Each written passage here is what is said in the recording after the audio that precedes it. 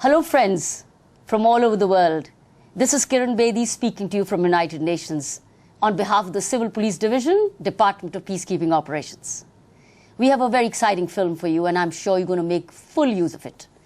As you know, United Nations presently deploys more than 5,500 civilian police officers in 12 peacekeeping operations across the world. The United Nations has police officers like you from approximately 81 countries deployed in peace missions. And you want to be one of them?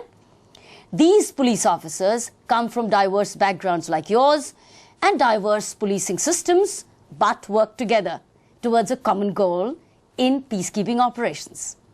The Civilian Police Division of the United Nations is responsible for supporting and advising the police component in peacekeeping operations.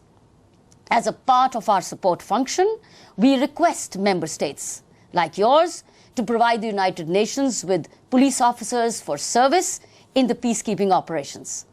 As these police officers come from diverse policing systems, and we treasure that, a standardized mechanism has been put into place to indicate the minimum standards for you expected from the police officers in member states. The Selection Assistance Team, as it's called, the UN-SAT in short, assists and advises the police contributing countries in selecting national law enforcement personnel to serve as UN civilian police officers in peacekeeping operations. UN-SAT focuses on language competency, driving skills, and in executive missions, even shooting skills. The language skills are so important because officers from several nationalities like yours are required to interact and with each other, sometimes in very tense situations. Minimum language skills are therefore needed to ensure that officers communicate with each other efficiently and effectively. Driving skills are important as the police officers are required to drive the UN official vehicles. Now, some of us don't drive ourselves back home. We have drivers, but here we're going to be the drivers. And in different terrains, mountains, hills, valleys, deserts. Therefore, a large part of the, well, as you know, police work is in the field, which obviously requires movement by vehicles. We've had, unfortunately, several road accidents, which we want to avoid, which have involved police officers in the year last and the year before. Some of these accidents have unfortunately caused serious injuries and even deaths in the mission area, and we must avoid that with full driving skills available. Pre-deployment assessments by UN-SAT obviously have increased the overall efficiency and operational effectiveness of the missions by reducing the period required for the induction of the United Nations civilian police personnel and the time lost due to retests and repatriations, and we don't want to see repatriations. They don't give a good name to the member state or to the United Nations and causes huge amount of dislocation. In addition, these good selections have contributed to a smooth and expeditious deployment of police officers like you in the field. Now, this training film, which we put together for you, has been produced by us, which is the Civilian Police Division you'll be working closely with, to help member states prepare their officers according to the minimum standards expected from them. It will be a very good tool for pre-selection training as well as pre-selection shortlisting of officers. And you may be those lucky ones.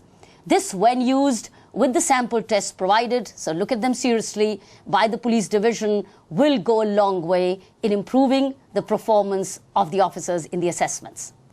I'd like to take the opportunity to thank you for being with me, for going through this film and giving me your time and giving and volunteering to work for the United Nations, and wish you a very, very safe tenure in the service of peace. And for all those invisible men, women and children who wait for us. Thank you. Welcome to the UN SAT exercise. In this training video, we'll introduce you to the SAT procedure and brief you about the requirements of each assessment. The SAT consists of 3 parts. The language assessment, which for the purposes of this presentation is English, the driving assessment, and the shooting assessment. Each of these assessments is further divided into segments. We'll show you the details of each as we walk you through this exercise. The candidates must meet the minimum requirements of each segment before being permitted to appear for the next one. If a candidate fails to meet the requirements of any assessment, he or she will not be allowed to appear for the next stage of the exercise. A word of counsel. Experience over a number of years has shown that the officers who practice the requirements of the assessments prior to the actual test do much better than those who have not practiced. All candidates should therefore aim for as much pre-selection practice as they can, as it will stand them in good stead during the actual assessment. We wish you the best of luck.